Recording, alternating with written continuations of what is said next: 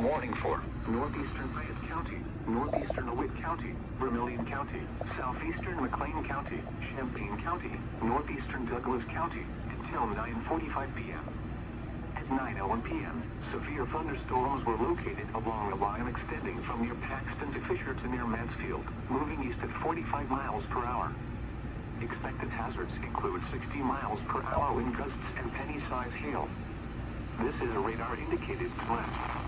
The following impacts are expected. Expect damage to roofs, siding, and trees. Severe thunderstorms will be near Rantoul, Mahomet, Fisher, Thomasboro, Gifford, Mansfield, and Lake of the Woods around 9:05 p.m.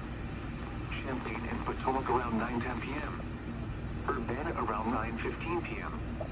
Danville, St. Joseph, Ogden, Pythian, and Vermilion Regional Airport around 9:20 p.m. Other locations in the path of these severe thunderstorms include Oakwood, Homer, Westville, Tilton, Catlin, Fairmount, and Georgetown. This includes the following highways: Interstate 57 between mile markers 228 and 257.